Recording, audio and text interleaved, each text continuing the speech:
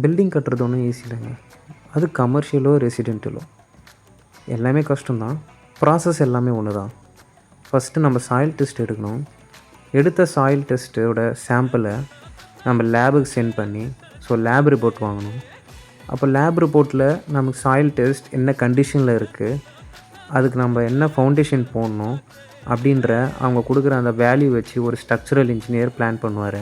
Structural இன்ஜினியர்கிட்டேருந்து இந்த பில்டிங்க்கு என்ன காலம் வரணும், என்ன பீம் வரணும், அந்த காலம் சைஸ் எப்படி இருக்கணும், லோடு எங்கே ஆக்ட் ஆகணும், போடுற ஃபவுண்டேஷன் பைல் ஃபவுண்டேஷனாக இல்லை நார்மல் ஃபவுண்டேஷனாக, ஃபவுண்டேஷன்லேயே நிறைய இருக்குது, அதுக்கு பெடஸ்டல் யூஸ் பண்ணணுமா, இப்படி ஏகப்பட்ட விஷயங்கள் ஒரு ஸ்ட்ரக்சரல் பிளானரால் மட்டும்தான் டிசைன் பண்ண முடியும்.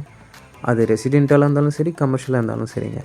அடுத்து எலிவேஷன் முடிவு பண்ணுறது அது ஆர்கிடெக்டும் பண்ணலாம், இன்ஜினியரும் பண்ணலாம். ஆனால் எலிவேஷன் ஒரு முக்கியமான விஷயம். இன்டீரியர் டிசைனும் சரி, எக்ஸ்டீரியர் டிசைனும் சரி.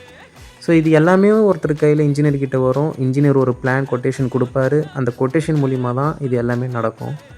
ஆனால் கடைசியாக இதெல்லாம் ஒன்றுமே இல்லைன்னு கடைசியில் தான் சேர்ந்தார் விநாயக்.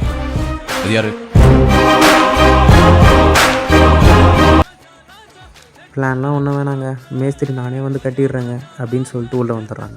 நான் உங்களை மேஸ்திரிக்கிட்ட கொடுக்காதீங்க, இன்ஜினியர்கிட்ட கொடுங்க அப்படின்னு சொல்ல வரல. யாராக இருந்தாலும் சரிங்க, ஸ்ட்ரக்சரல் பிளான் வாங்குங்க. ஸ்ட்ரக்சரல் பிளான் இல்லாமல் பில்டிங் கட்டாதீங்க.